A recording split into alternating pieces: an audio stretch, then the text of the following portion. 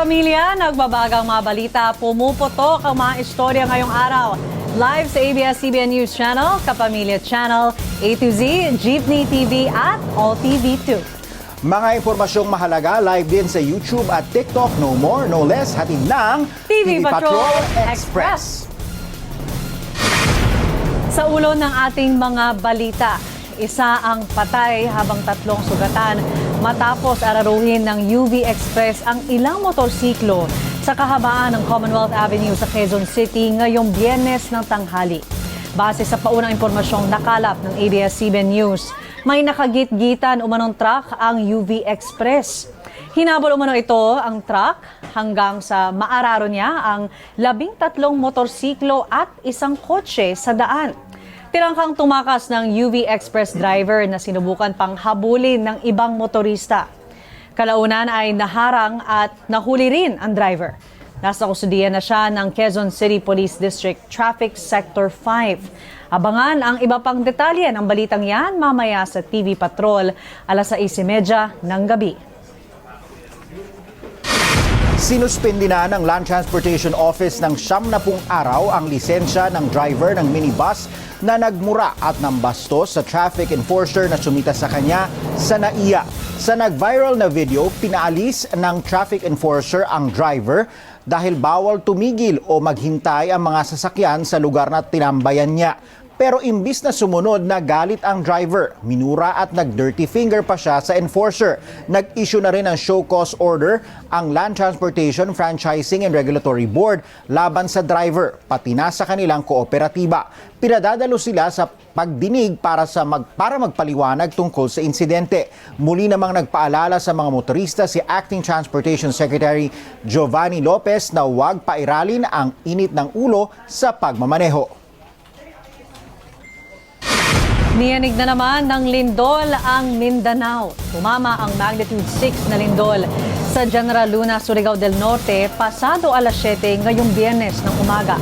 Nakuna ng video ng ilang residente ang pag-alog ng kanilang mga gamit sa bahay sa kasagsagan ng pagyanig. Sa kuha naman ni Bayan Patroller Roselo Langurayan Jr. Umuga rin ang mga paninda at kasangkapan sa kanilang tindahan sa Kantilan, Surigao del Sur. Agad sinuspende ng lokal na pamahalaan ng General Luna ang pasok sa eskwela sa lahat ng antas at maging sa mga opisina ng gobyerno at pribadong sektor maliban sa emergency responders. Suspendido rin ang tourism-related activities sa lugar gaya ng surfing at island hopping. Ramdam din ang Intensity 4 na pagyanig sa Butuan City kaya sinuspende rin ang klase sa ilang pampubliko at pribadong paaralan. Arestado ang lalaking nag-alok umanong i-livestream ang sexual na pang-aabuso sa isang binatilyo sa Tagum, Davao del Norte. Ayon sa PNP Women and Children Protection Center, sumalakay sila matapos magsagawa ng cyber patrolling operations laban sa suspect. Ibinebenta umano ng lalaki ang masiselang video online sa halagang 7,000 hanggang 20,000 piso. Nakilala umano ng suspect ang pinakahuli niyang biktima sa social media at inimbita niya sa kanyang bahay para mag-inuman. Matapos malasing at makatulog ang menor de edad, doon na nag-alok ang suspect sa mga potensyal na customer na ila-livestream niya ang pang-aabuso sa biktima. Pero napigilan ito nang dumating ang mga otoridad. Nasagip din sa operasyon ang 18 anyos na kapatid na babae ng suspect na inaabuso rin umano niya simula pa noong 2022. Nahaharap ang suspect sa patong-patong na kaso kabilang ang paglabag sa anti-online sexual abuse or exploitation of children. Alamin natin ngayon ang magiging lagay ng weekend weather mula kay ABS-CBN resident meteorologist Ariel Rojas. Do Ariel, gaano kalakas ang bagyong Ramil at nasa na ito ngayon? Alam mo Denise, sa ngayon ay mahinang bagyo or tropical depression pa lamang ang bagyong Ramil pero lalakas pa iyan bilang tropical storm. Huli itong namataan 640 km silangan ng Huban-Sorsogon. Trilay ang hangin na 55 km per hour at may pagbugsong hanggang 70 km per hour. Kumikilos ngayon ang bagyo pa west-southwest sa bilis na 25 km per hour. Nakataas na ang wind signal number 1 sa 16 na probinsya, kabilang na ang southeastern Isabela, eastern and southern Quirino, southeastern Nueva Vizcaya, Aurora, silangang bahagi ng Nueva Ecija at Bulacan, gayon din dyan sa northern at eastern Quezon kasama ang Pulillo Islands, Camarines Norte, Camarines Sur, Catanduanes, Albay, Sorsogon, Burias at Icao Islands ng Masbate, Northern Samar, northern part ng Eastern Samar at hilagang bahagi ng Samar Province. Tutumbukin po ng bagyong Ramil ang Bicol Region at maglalandfall sa Catanduanes bukas, Sabado ng hapon. Saka ito pipihit pa northwest at tutungo naman sa may bahagi ng Aurora, Northern Quezon area kung saan ito pwedeng maglandfall ulit sa linggo ng umaga or hapon. Tatawid po nito ang Northern at Central Luzon patungo sa may West Philippine Sea at makalalabas na ng Philippine Area of Responsibility Lunes ng tanghali o umaga. Sa rainfall forecast naman ng The Weather Company para ngayong weekend sa Luzon, maulan na ngayong Biyernes ng gabi sa Cagayan Valley at magiging maulan din buong Sabado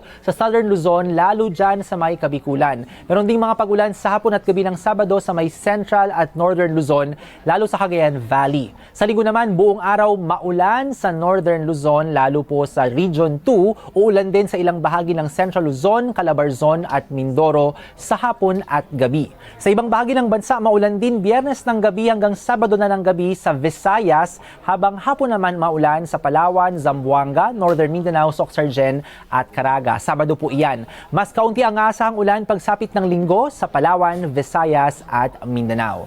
Tayo naman sa Metro Manila, maulap po at maulan din ngayong Sabado at Linggo dahil sa Bagyong Ramil. Yan ang ating weekend weather forecast at update sa Bagyong Ramil. Ako po si Ariel Rojas. Happy weekend, job you at ingat kapamilya. Susunod, pelikulang Sunshine ni kapamilya actress Maris Racal. Mainit na tinanggap ng mga manonood sa San Diego Filipino Film Festival. Abangan sa pagbalik ng TV Patrol Express.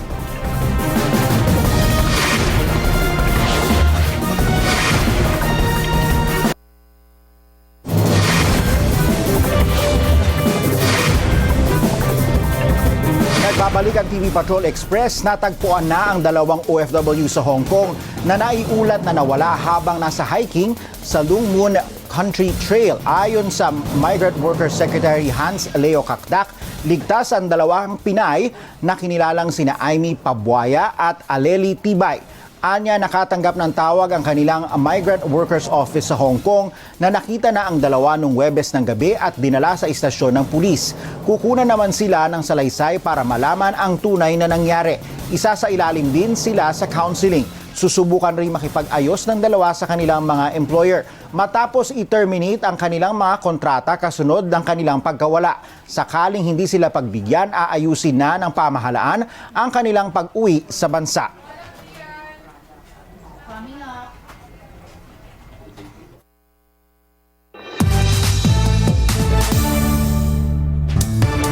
Ang latest sa showbiz sa ating Star Patrol Express. Mainit na tinanggap ng mga manonood ang mga pelikula ni kapamilya actress Maris Racal at Drag Race Philippines Season 1 winner Precious Paula Nicole sa San Diego Filipino Film Festival. Sobrang saya ni Maris sa suporta ng mga kababayan abroad sa kanyang pelikulang Sunshine. Nantig din siya sa tanong ng isang audience member na nagsabing malaki ang naging impact ng Sunshine sa Philippine cinema. Kaya naman lalo pang na-inspire si Maris sa kanyang trabaho. Emotional naman si Precious Paula Nicole sa screening ng kanilang pelikulang Lip Sync Assassin. Ibinahagi niya na ang pelikula ay love letter niya para sa sarili noong kanyang kabataan. Lubos ang pasasalamat ng kapamilya actress and host na si Ann Curtis na naging bahagi siya ng Philippine adaptation ng It's Okay to Not Be Okay. Sa finale press conference ng serye, masaya si Ann na bukod sa pagganap niya sa makabuluhang kwento ni Mia Hernandez. Naibida rin nila sa palabas ang magagandang lugar sa Visayas, lalo na sa Dumaguete, Bacolod at Iloilo at maitampok ang kulturang Pinoy. Bukod sa pagpuri niya sa mga kasamang artista at sa produksyon na umalalay sa kanyang pagbabalik teleserye, nagpasalamat din si Ann sa mga sumuporta at sumabay sa journey ng kanilang mga karakter on-air at online. Bitbit naman ni Ann ang aral na huwag matakot mag-open up sa ibang tao, lalo na sa panahong kinakailangan ng tulong. Ngayong gabi, ang huling episode ng It's Okay to Not Be Okay sa Primetime. At yan ang ating Star Patrol Express sa araw na ito.